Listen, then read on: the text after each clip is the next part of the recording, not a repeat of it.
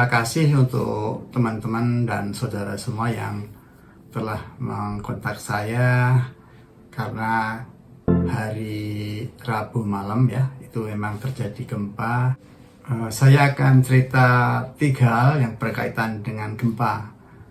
Yang pertama adalah tindakan sebelum terjadi gempa. Yang kedua, saat terjadinya gempa. Dan yang ketiga, bagaimana setelah gempa. Saat sebelum terjadi gempa, artinya di saat-saat sekarang ini yang aman, ada 3 hal yang perlu kita lakukan atau yang sering dianjurkan. Yang pertama adalah kita harus tahu di mana lokasi terdekat tempat pengungsian. Jadi seandainya terjadi hal yang kita harus mengungsi, kita tahu tempat kemana kita harus mengungsi. Yang kedua adalah kita siapkan barang-barang emergensi. Ada makanan, ada minuman yang diawetkan yang bisa kita simpan berapa lama, dan itu bisa kita bawa saat terjadi bencana dan kita harus mengungsi. Dan yang ketiga, khususnya adalah bagi orang-orang asing seperti saya, itu kita selalu menempatkan paspor itu di dalam satu tas, sehingga kalau harus pergi dengan cepat-cepat, tas itu kita bawa. Kalau tentang rekening bank, tentang KTP setempat, itu kan sekarang sudah jadi satu dengan dompet kecil yang kita hampir setiap saat bawa bersama handphone ya. Jadi yang penting paspor kita tempatkan. Tanggal 16 malam kemarin kebetulan saya dan istri lagi lihat YouTube ya. Kebetulan saya dari Jogja ya. Jadi saya lihat perkembangan Malioboro yang sekarang tempat PKL-nya berubah. Nah, pada saat lihat YouTube itu di tempat duduk kita merasa goyangan ya. Sepertinya ada ini. Lalu dari YouTube langsung saya memindahkan ke saluran TV. Kenapa saya pindah ke saluran TV? Ada 2 hal yang ingin saya ketahui. Yang pertama adalah posisi gempa atau posisi pusat gempa. Yang kedua adalah berapa besar skala gempanya. Jadi pada saat gempa janganlah panik ya, tapi kita lihat info yang disebarkan lewat TV.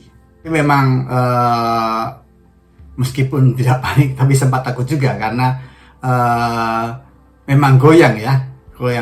Kemarin di rumah saya skalanya 4 di daerah Tokyo, dan situasinya seperti ini. Jadi tampak sekali goyang. Itu saya lihat dari 3 hal.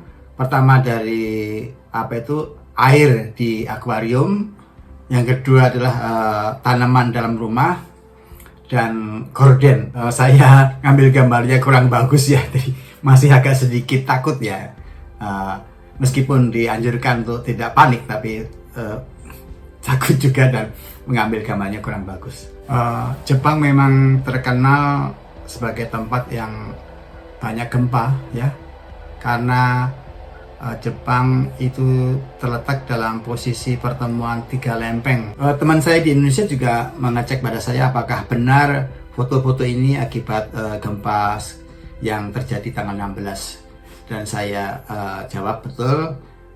Beberapa daerah di utara, yaitu di Senda dan Fukushima, memang kerusakannya lebih berat daripada Tokyo karena skala 6. Dan bagaimana situasinya bisa kita lihat di video ini yang saya ambil dari berita di TV.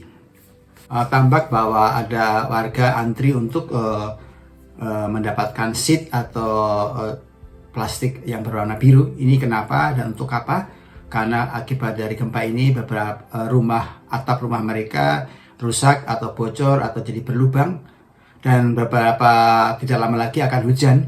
Maka untuk menanggulangi atau mencegah air masuk ke dalam rumah yang bisa merusakkan rumah dan peralatan lain, maka dibagi blue sheet. Saya pernah mengalami gempa tahun 2011 yang cukup besar, karena di epicentrum atau pusat gempanya itu berskala 9,8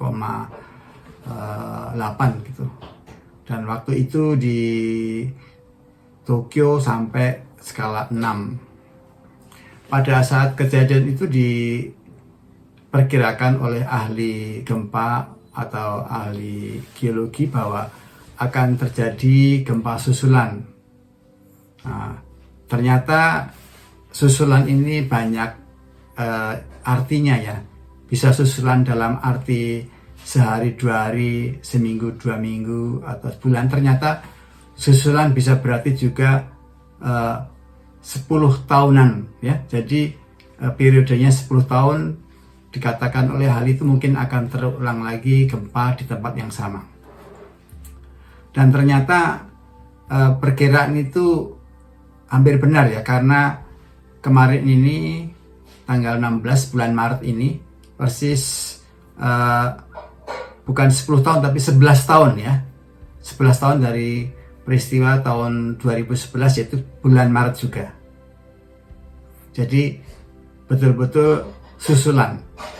Nah, waktu itu di epicentrumnya skala 9,8, 9,9, dan kali ini epicentrumnya berskala 7,3. Jadi seperti yang banyak orang bilang, susulan lebih kecil daripada yang goncangan atau gempa awalnya.